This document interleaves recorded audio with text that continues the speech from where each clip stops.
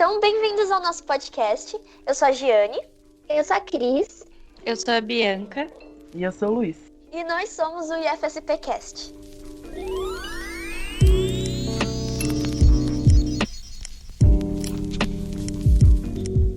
E hoje nós teremos a honra de receber o Adolar Mendes. Ele é formado em jornalismo e é um artista plástico que já trabalhou como ilustrador e caricaturista. Tem grande experiência na área e atualmente é sócio na empresa Estúdio Aquarela, na qual realiza trabalho para grandes editoras nacionais. Para dar início, então, ao nosso podcast, você pode se apresentar para as pessoas, falar um pouco da sua formação? Claro. Primeiramente, obrigado pelo convite de vocês foram muito carinhosos e gentis, tá? Muito legal. Meu nome é Adolar, eu tenho 58 anos, sou carioca, nascido no Meier, sou formado em jornalismo, ou seja, sou jornalismo por formação, mas artista plástico e gráfico por vocação. Na realidade, eu nunca pensei na minha vida em trabalhar com arte de forma alguma, nunca. Onde eu me criei, a única realidade existente era futebol. E nós morávamos numa região muito carente que tinham cerca de 7, 8 campos de futebol. E até os 18 anos de idade eu pensava única e exclusivamente em ser jogador de futebol. Eu treinei em clubes do Rio de Janeiro e acreditava que isso seria a minha realidade. Aí até os 18 anos eu sempre pensei nisso, eu nunca parei para desenhar, literalmente. A minha única experiência com arte era eventualmente fazer desenhos na última página do caderno, como uma brincadeira, com uma canetinha Bic. Eu nunca pensei em trabalhar com arte, absolutamente não. E aí, quando eu desisti de jogar futebol, eu voltei a estudar, entrei na faculdade de jornalismo, e aí começou a minha aventura, né? Era um período muito difícil, a época do governo Sarney ainda. É mais ou menos como é o momento que nós vivemos hoje no Brasil. As oportunidades muito escassas, o mercado de trabalho muito fechado, e eu não conseguia espaço como jornalista. Aí eu conheci a minha esposa, que foi o agente que me tornou artista, na realidade. Graças a ela eu virei artista. Porque ela viu alguns desenhos que eu fazia e perguntou: por que você não trabalha com desenho? Eu falei: gente, mas isso aqui é uma brincadeira, isso não é sério. E eu, pela primeira vez, eu parei para fazer 5 desenhos coloridos grandes e resolvi procurar trabalho. E, por incrível que pareça, no primeiro jornal que eu cheguei no Rio de Janeiro, um jornal chamado Tribuna da Imprensa, eu subi na redação do jornal para apresentar os trabalhos. Por incrível que pareça, o chargista do jornal, o ilustrador, estava sendo demitido naquele dia. Aí o editor me perguntou: você pode começar a trabalhar amanhã? E assim eu comecei. Eu tremia, né? Eu falei: gente, eu não estou acreditando nisso. E aí começou a minha aventura. E foi assim, uma experiência fantástica. O jornal chamado Tribuna da Imprensa, um jornal tradicional que já não existe mais no Rio de Janeiro, onde durante 3 anos eu pude praticar e aprender na realidade como as coisas funcionavam. E a partir daí eu desisti da ideia de trabalhar com jornalismo, porque aí eu me apaixonei pelo trabalho em si. Eu queria dizer que é um prazer estar entrevistando você. Eu fico muito feliz de ter tanta gente boa no Brasil. Isso me enche de esperança, sabe? Só que eu fico também, ao mesmo tempo, um pouco triste de nomes como o do senhor estar um pouco desconhecido, né? E aí eu fico me questionando o que está acontecendo com a nossa arte, né? Aqui no Brasil. De acordo com a sua bio, a gente queria saber o que seria a frase "uma experiência cromática puramente intuitiva, livre e emocional". Na realidade, essa experiência com a pintura é algo um pouco mais recente para mim. De uns 4 anos para cá, eu comecei a refletir sobre a minha vida, sobre o meu trabalho, aquilo que faltava, né, como experiência profissional, o que eu havia deixado de fazer, o que eu gostaria de fazer. E a coisa de mais ou menos 25 anos atrás, eu comecei a fazer umas caricaturas multicoloridas, e isso, na época, eu trabalhava na Folha de São Paulo. Mas os espaços do jornal eram muito restritos, assim, não havia muita possibilidade para novas experiências. E aquilo ficou guardado numa gaveta. E chegou num determinado momento agora, nesses últimos 4 anos, quando eu comecei a refletir sobre novas possibilidades, novos trabalhos, porque o artista é mais ou menos assim, né? Ele está sempre em busca de algo novo, né? E eu resolvi recolocar isso em prática, mas não mais com as caricaturas, porque eu confesso que eu estou meio cansado de fazer caricatura, né? Milhares e milhares de caricaturas ao longo do tempo, eu fiquei meio cansado. E eu resolvi partir para a pintura, literalmente, porque no início da carreira eu também tentei pintar, mas como o dia só tinha 24 horas, eu trabalhava de uma forma muito intensa, eu trabalhava em jornal e trabalhava para editoras, não sobrava muito tempo para novas experiências. E agora, com praticamente a morte dos jornais, praticamente não há espaço mais para os ilustradores, para os artistas, né? E até para os próprios jornalistas. Eles se tornaram empresas quase praticamente falidas, né? Estão sobrevivendo os seus últimos dias por conta da internet.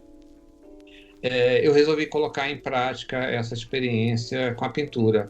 E essa parte da cor em si sempre foi algo que me atraiu muito, o uso da cor de uma forma muito intensa. Então, o uso da cor, para mim, eu sempre tive essa necessidade de trabalhar as cores de uma forma muito intensa e fora totalmente de uma regra lógica.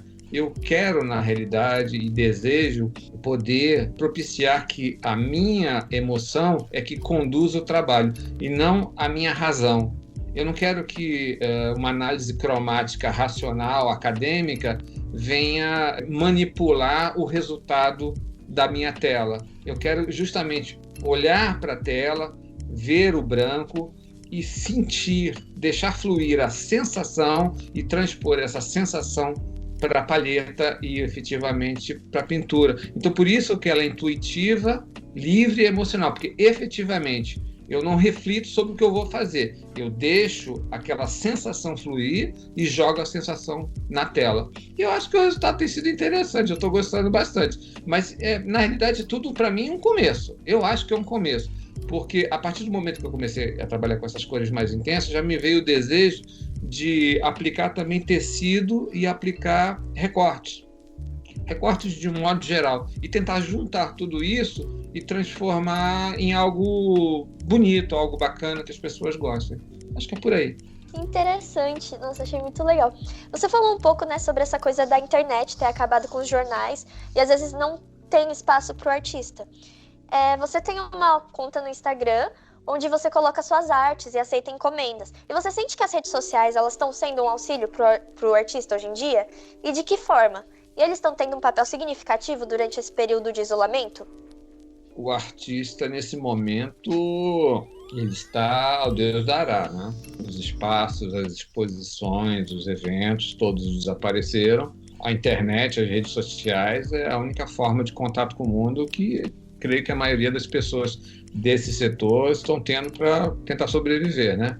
Eu ainda estou trabalhando para editoras, né? Eu ilustro muitos livros infantis, eu continuo a trabalhar, né? Mas eu sei que muitos colegas estão parados sem ter o que fazer, e não só ilustradores ou pintores, mas todo esse universo de pessoas que trabalham no meio artístico, né?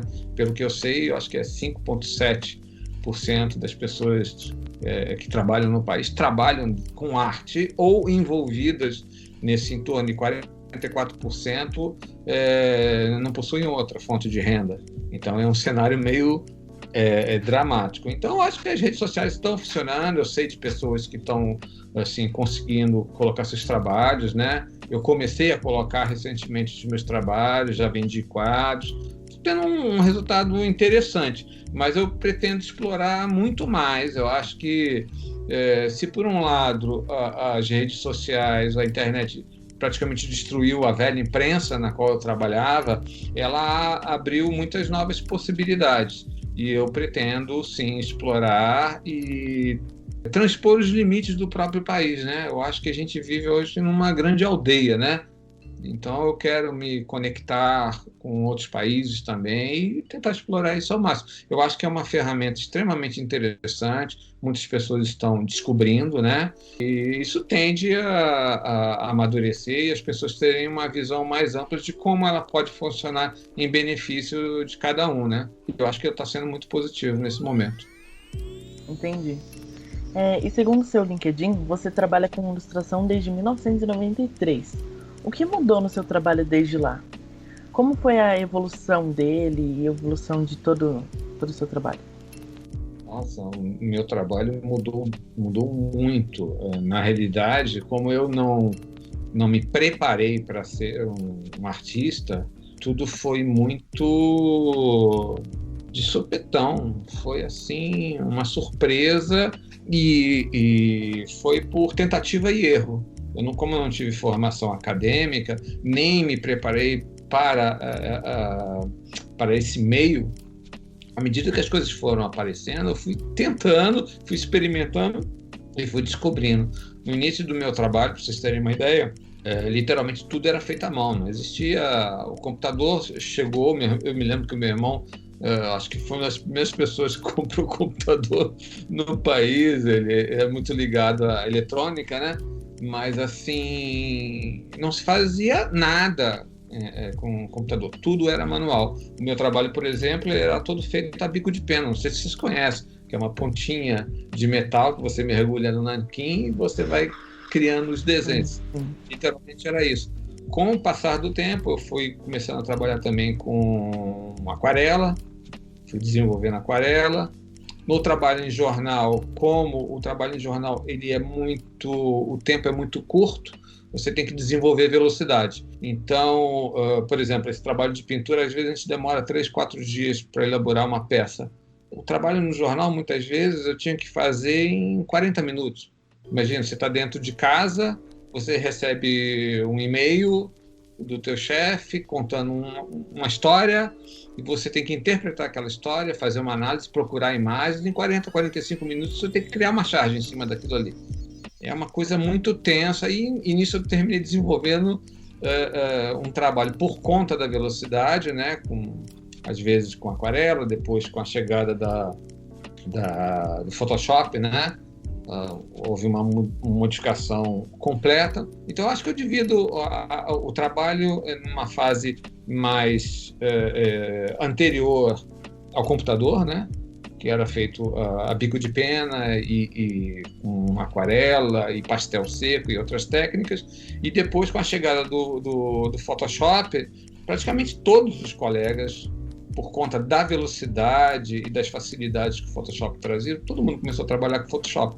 E isso sem nenhum tipo de preparo. Eu me lembro que um belo dia o editor do jornal chegou na editoria de arte e falou assim, a partir de hoje, todos os trabalhos que vocês fizerem têm que ser feitos no Photoshop. E ninguém sabia mexer no Photoshop.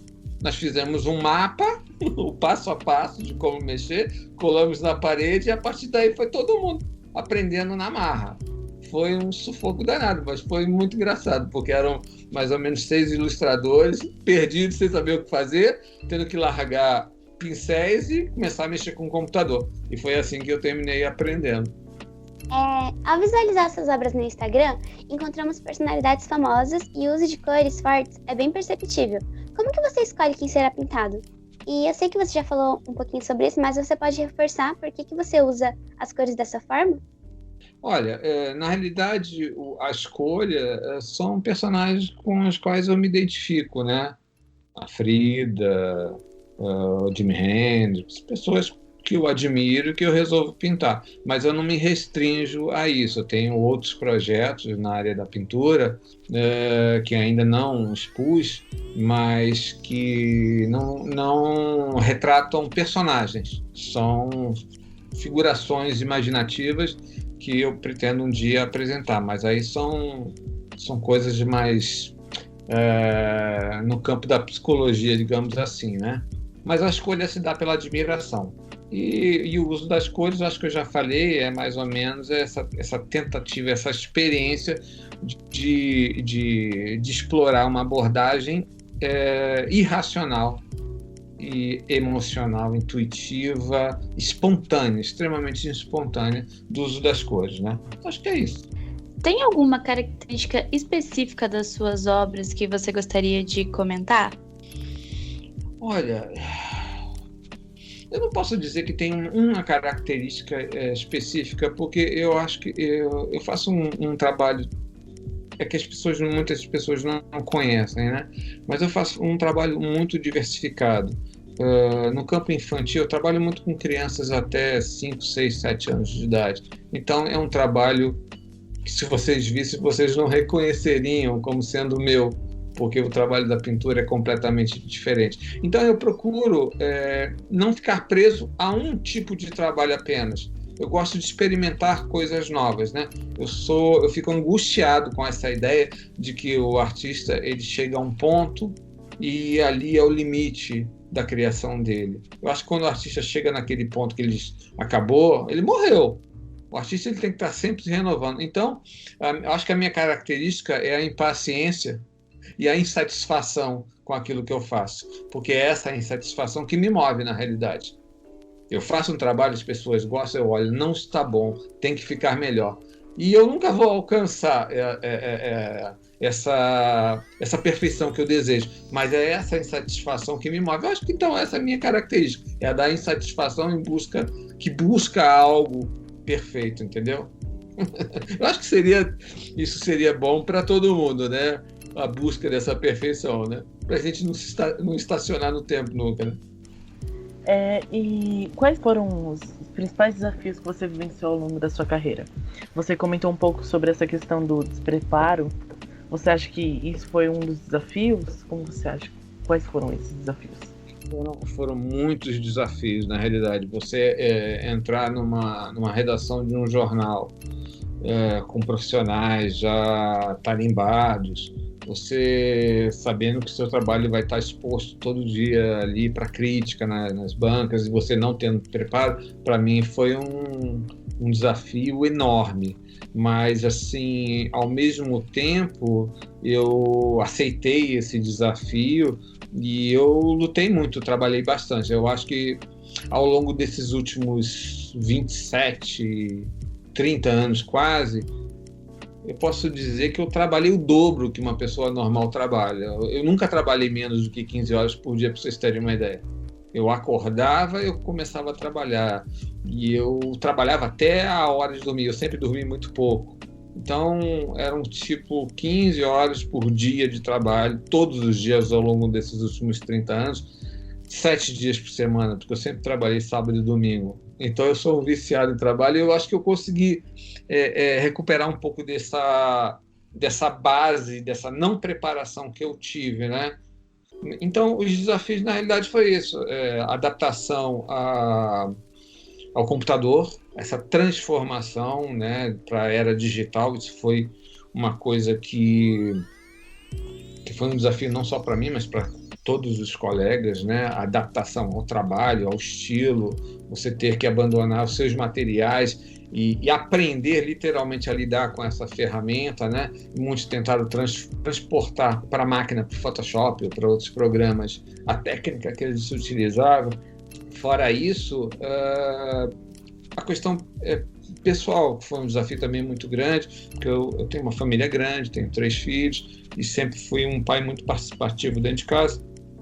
Então, procurei nunca deixar faltar nada. Então, essa luta do trabalho, eu sempre procurei passar a maior parte do tempo ao lado dos meus filhos, trabalhando ao lado deles, dando assistência. Então, ter que equilibrar o trabalho com a questão doméstica foi um desafio e foi uma coisa extremamente bacana, porque consegui criar 3 filhos maravilhosos, os 3 estão na USP, uma faz medicina, a Helena que apareceu aqui já se formou agora em letras na USP, meu filho fez história. Então a gente conseguiu equilibrar família e trabalho de uma forma muito positiva. Então acho que foram desafios no campo do trabalho, no campo da criação, né, da família em si. Eu acho que foi isso em si, foi muito gratificante, está sendo muito gratificante, né?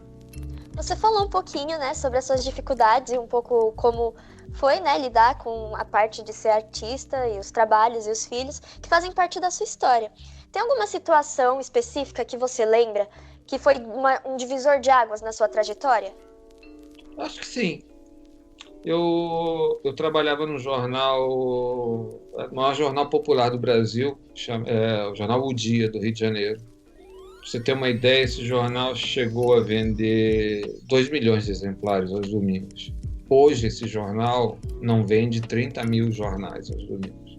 Então, e na época era um jornal muito poderoso, muito forte. E um belo dia eu recebi um telefonema da minha esposa enquanto eu estava trabalhando e ela falou o seguinte: Dona, a nossa empresa aqui, a empresa em que ela trabalhava, vai fechar aqui no Rio de Janeiro e vai se mudar para São Paulo. Eu falei, fala para o seu chefe que eu vou pedir demissão e que eu vou para São Paulo com você. Ela levou um susto, né? Porque ela não acreditou, porque eu era recém-contratado daquele jornal, era um jornal que eu gostava, um jornal importante do Rio de Janeiro. E aí foi um momento importante que eu abandonei o trabalho e vim para São Paulo com a cara e a coragem. Chegando aqui em São Paulo, 2 meses depois de chegar, eu desempregado, eu comecei a fazer freelancer no estado de São Paulo, no Estadão. Fazia caricaturas para uma das principais matérias de política dos finais de semana. E fui avisado que a Folha de São Paulo criou um concurso para revelação de talentos. Isso foi, acho que em 1994, no século passado aí. E eu tirei o primeiro lugar nesse concurso. E aí comecei a trabalhar. E eu acho que esse para mim foi um momento muito especial, porque eu abandonei o trabalho no Rio, vim para São Paulo, dei de cara com um concurso aqui em São Paulo. E tem um lado que é curioso nisso tudo. Quando eu fazia faculdade, eu sempre sonhava em trabalhar na Folha de São Paulo. A vida inteira eu sonhei em trabalhar na Folha de São Paulo. É assim que eu cheguei em São Paulo, fiz um concurso, passei minha vida inteira trabalhando na Folha. É curioso isso, né? Então, acho que esse foi um momento muito marcante, da desistência do trabalho no Rio, da vinda para São Paulo e logo em seguida ter participado de um concurso e ter vencido esse concurso. Foi muito bacana. Você fez bacharel em jornalismo, que é uma área da comunicação. O que você comunica através da sua arte hoje em dia? O que você tem que transmitir para quem está olhando? Olha, na realidade, eu vou falar um pouquinho sobre o que foi antes do meu trabalho, tá? Porque eu sempre trabalhei vinculado com política, sempre. A pintura não. A pintura de hoje, vocês viram, não tem nada a ver com a política. Mas a minha vida inteira foi ligado às editorias de política. Só para vocês terem uma ideia, vocês conhecem a Renata Lopretti, que apresenta o Jornal da Globo. Não sei se vocês conhecem. Tem uma apresentadora chamada Renata Lopretti. Ela era minha chefe, uma das minhas últimas chefes. A Vera Magalhães, que apresenta o Roda Viva na TV Cultura, era minha chefe também. Então eu sempre tive uma relação profunda com política. E a minha vida inteira, as minhas charges tinham um conteúdo político muito grande, só que restrito a uma coluna, que era a principal coluna de política do Brasil, que era o painel político da Folha de São Paulo. Então, o meu trabalho sempre foi vinculado à mensagem política, à análise política. A pintura que eu faço hoje em dia não tem nada a ver com política, é uma expressão artística, simplesmente, e a experiência de passar uma sensação e um conteúdo de beleza para as pessoas, entendeu? Na realidade é isso. Eu deixei de lado um pouco desse conteúdo político e agora eu estou fazendo efetivamente um mergulho, e a mensagem é a mensagem de na realidade, tentar materializar aquilo que eu sinto. Eu não estou muito preocupado com as pinturas numa análise sobre os acontecimentos do dia a dia. Isso eu faço nas charges, ou fazia nas charges. Agora não, agora é uma tentativa de materialização de um sentimento que eu tenho. Isso é muito difícil de fazer e muito difícil de transpor em palavras aquilo que você sente. Por isso que eu acho que a transformação dessa desse sentimento numa obra de arte é uma coisa diferente. A arte fala por si própria. Para uns vai agradar, para outros não. Mas acho que isso está muito de acordo com a sensibilidade de cada um. Acho que é isso. Nesse momento de isolamento social, você acha que a arte recebeu uma importância maior? Você acha que houve uma diferença na percepção do público sobre a arte nesse momento de pandemia? Eu acho que a arte nunca foi abandonada. Eu acho que a arte ela vem sendo não valorizada pelas autoridades públicas, de modo geral. Acho que a gente vive um momento muito difícil para todos os setores artísticos, mas o ser humano, de modo geral, ele não vive sem a arte. Ela faz parte da vida de todos nós, da formação de cada um de nós, faz parte da história da humanidade. Então, não há como separar o ser humano da arte. Então, em relação às pessoas, à população, sempre vai haver uma proximidade. O problema da arte é a falta de apoio, né, das autoridades. A gente observa que ela está literalmente abandonada, né? É assim que eu vejo. Mas do ponto de vista da sociedade, eu acho que até as redes sociais são ferramentas que favoreceram muito uma proximidade com diversos artistas que não tinham nem espaço, né? Eu acho que as redes sociais trouxeram coisas muito ruins e trouxeram coisas maravilhosas. Vai depender de cada um efetuar essa escolha. Porque, por exemplo, eu consigo acessar o trabalho de artistas do mundo inteiro hoje em dia, gratuitamente, mas isso depende da minha vontade, do meu interesse. Ao mesmo tempo, você tem pessoas utilizando as redes sociais para mandar uma imagem negativa, e isso é muito ruim. Mas vamos passar por isso tudo e a arte vai continuar, e ela é um instrumento de resistência, né? E de transformação. E é assim que eu vejo as coisas. E você acredita que atualmente o seu trabalho está sendo valorizado? O seu trabalho como artista está sendo valorizado? Olha só, eu confesso que eu não sou muito preocupado com isso, tá? Eu não fico pensando muito no que as pessoas acham, acreditam naquilo que eu faço na realidade. Eu faço por prazer, eu faço literalmente por prazer. As pinturas que eu estou fazendo agora, eu não tenho a menor preocupação se alguém está gostando, o que as pessoas estão analisando. Eu faço literalmente porque eu sinto um prazer enorme de fazer. E eu tenho certeza de que algumas pessoas vão se identificar e outras não, porque isso é da natureza do ser humano. Mas eu acho que, assim, do ponto de vista de um modo geral, não só meu, mas de todos os artistas, a arte é muito pouco valorizada no Brasil. Muito pouco valorizada. Os espaços são muito pequenos e por isso é o que eu falei de tentar transpor as fronteiras do país e encontrar novos mercados e não ficar só limitado ao que acontece aqui no Brasil. Mas assim, eu não me preocupo realmente com que se as pessoas estão valorizando ou não. Eu acho que no meu trabalho anterior como ilustrador eu fui bem e sou bem valorizado. Até pra vocês terem uma ideia, eu, como ilustrador, nunca me faltou nada. Eu sempre tive muito trabalho, bastante trabalho como ilustrador.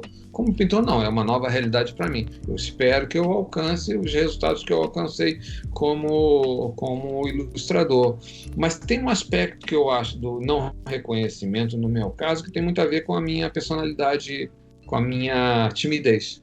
Para vocês terem uma ideia, eu nunca participei de um evento com artistas, eu nunca participei de um salão de humor. Esse programa lá, o MasterChef, quando eu fui chamado, eu me recusei pela timidez. Eu fui chamado para trabalhar no programa do Gugu, para ficar fazendo caricaturas ao vivo. Eu não fui. E é isso. Então, eu acho que eu termino sendo um empecilho de mim mesmo, entendeu? Mas tudo bem, isso faz parte, é um bloqueio que eu tenho, que talvez na próxima encarnação eu consiga ultrapassar, mas por enquanto é difícil. E você acha que todos esses anos de trabalho que você teve antes, de trabalho duro que você contou pra gente que você teve, permitem esse privilégio de não se preocupar tanto com a valorização da sua pintura? Não, olha só, eu quero que o trabalho seja valorizado, eu só não tenho isso como uma grande preocupação. Assim, é uma questão da personalidade mesmo. Eu não me importo com o que as pessoas falem de mim, eu sou uma pessoa que tenho segurança naquilo que eu faço. Eu tenho segurança, assim, sem arrogância, tá? Mas assim, tenho segurança, eu sou feliz fazendo as coisas que eu faço. Então não tenho preocupação. Agora, é óbvio que não só o meu trabalho, mas de diversos colegas poderiam ser muito mais valorizados. E não são valorizados porque a arte no Brasil é muito pouco valorizada. Você tem grandes artistas que as pessoas não têm a menor ideia. Se vocês pensarem que o grande compositor Cartola foi gravar seu primeiro disco, sua primeira música, sei lá, aos 65 anos de idade, e tantos outros artistas estão por aí invisíveis. Isso faz parte da vida. Assim, eu sou apaixonado por Van Gogh. Não sei se vocês sabem, mas Van Gogh pintou 800 quadros ao longo de sua vida. Ele só vendeu um quadro, um único, para o irmão dele, por uma questão de favor. A arte tem isso, tem essas injustiças, né? Então o artista ele tem que ter consciência de que o reconhecimento muitas vezes não é aquilo que ele vai alcançar. O que ele vai alcançar é uma satisfação interior. E é isso que o move, né? E eu estou muito satisfeito de trabalhar com arte e tenho uma família maravilhosa do meu lado, filhos, esposa, e isso que me faz feliz. Sim, eu acho que além do que você falou de estarem invisíveis, eu acho que talvez cabe a palavra invisibilizados. Realmente o Brasil, ele não dá espaço para os artistas. Com certeza. Com certeza, por exemplo, o Brasil é um país muito injusto. Observe, por exemplo, o papel agora você tem as redes sociais, mas imagina o papel que as televisões tiveram até pouco tempo atrás.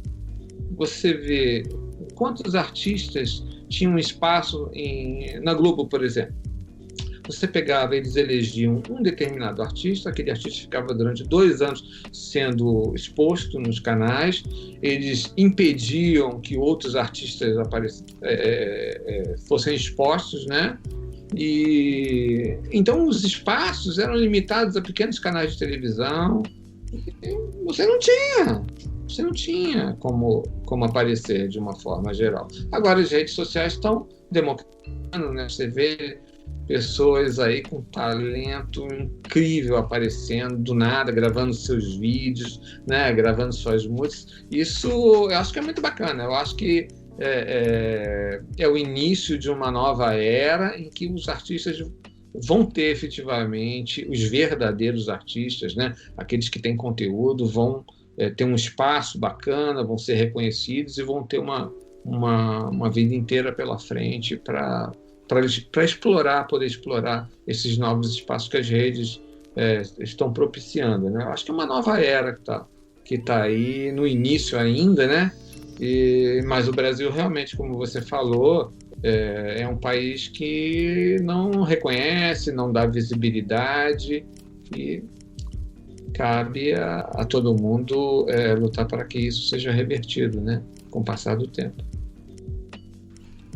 Sobre isso que você está falando, né, da falta de apoio das autoridades, de que às vezes a arte ela não ganha a prioridade que ela devia ganhar pelo poder público. Um tempo atrás a gente entrevistou 2 artistas independentes de Guarulhos também, e elas falaram sobre as dificuldades que elas sofrem e que estão sendo intensificadas nesse momento de isolamento social, justamente por causa que elas não têm essa presença do poder público para resolver os problemas. Tanto que, aqui em Guarulhos, né, tá tendo algumas dificuldades, eles fizeram uns formulários para encontrar as pessoas, para efetivar a lei Aldir Blanc, mas o formulário ele não foi tão bem divulgado, e acontece que, muitos artistas, eles ficam de fora, eles não se reconhecem como artista no cenário político que a gente tem hoje. E por que você acha que Por que você acha que tipo, isso acontece hoje em dia e qual deveria ser o papel da política na arte? Olha, eu acho que o político não gosta, assim, dependendo do artista e dependendo do político, o político não gosta muito, não se sente muito confortável com o artista. O artista, ele é um ser que ele é crítico, né? Ele estabelece uma crítica e ele, de um modo geral, a arte ela é progressista, ela quer romper barreiras, romper, né, preconceitos. E o político não gosta de ser criticado. Então, hoje nós temos uma tentativa de retrocesso, né? Nós temos um regime que é um regime reacionário, um regime que quer o retorno a valores do passado. A arte é totalmente o contrário disso.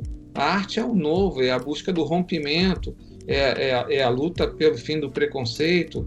Então, ele não tem a valorização efetiva, a não ser que você tenha um artista comprometido com esses valores. São poucos e no meio artístico são muito mal vistos até. E é isso, na realidade o político ele vive e dá apoio a quem lhe dá suporte. O artista, de um modo geral, o artista progressista, ele não tem vínculos políticos com o que está acontecendo hoje em dia, muito pelo contrário, ele está muito incomodado com o que está acontecendo com o país. Eu, pessoalmente, sofro muito com o que está acontecendo com o país e sofro principalmente por vocês. Eu acho que vocês merecem um futuro e um país muito melhor, um país mais livre, mais aberto, sabe? Eu acho que um exemplo desse retrocesso que você fala é justamente a tentativa nova do governo agora de taxar os livros. E uma das coisas que vai acontecer vai ser piorar mais ainda o acesso do brasileiro aos livros e à cultura e à própria informação. Você tem toda a razão, isso é um absurdo, isso retrata o que é o momento infeliz que nós estamos passando, né? Você desvaloriza a literatura, o livro, a arte, você valoriza armas. É terrível, para mim isso é tudo muito terrível. Eu sofro muito com o que está acontecendo, sofro muito mesmo. Até porque posso dizer que vi de perto, né, como a política brasileira caiu num abismo. Eu vi de muito perto. Na realidade, eu não queria nem muito entrar nessas questões políticas, mas assim, eu vi como a coisa saiu do controle muito, muito por dentro. Muita gente irresponsável, sabe? Muita gente inconsequente que propiciou que nós chegássemos a esse ponto. As pessoas que chegaram ao poder nem eram elas que deveriam chegar ao poder, eram outras, mas a coisa saiu do controle. Mudando um pouquinho de assuntos, qual a mensagem que você gostaria de deixar para os amantes da arte e todo o público que está ouvindo este podcast? Olha, gente, eu queria dizer que, assim, a arte ela é fundamental na vida de todo ser humano, né? Em todos os lugares, em todas as culturas. Ela é parte de nossas vidas, ela é parte de nossa história. Então, eu espero que a gente possa, durante esse período agora, aproveitar, né, as redes sociais, aproveitar para mergulhar no mundo artístico, para tentar valorizar os colegas, apresentar novos trabalhos, né, conhecer coisas novas que estão sendo feitas, né, valorizar esse setor, tentar aprender um pouco mais, explorar ao máximo todas as possibilidades que a arte oferece a cada um de nós, para que a gente possa melhorar enquanto sociedade, enquanto seres humanos, porque o Brasil precisa muito retomar o seu caminho de desenvolvimento, de solidariedade, de humanismo, e a arte, eu acho que ela é fundamental para que a gente possa retomar esse caminho, tá bom? E muito obrigado E muito prazer em conhecer vocês. Muito obrigado por essa oportunidade, tá? Eu só quero agradecer e dizer que foi um prazer entrevistar você, Adolar. Sua arte é maravilhosa, é incrível, é linda. E eu amo a Frida e eu adorei a arte que você fez da Frida. Que linda, que linda. A Frida foi vendida no mesmo dia, gente. Várias pessoas quiseram comprar, foi muito legal. Acho que eu vou pintar mais umas 3 Fridas aí, bem bacanas. Mas, obrigado, sabe, pelo carinho de vocês, tá? Muito obrigada, Adolar Mendes, pela participação. Obrigada a meus colegas do IFSPcast pela entrevista. E eu quero agradecer a você que está escutando o nosso podcast até agora. Então, até o nosso próximo episódio. Tchau! Tchau! Tchau!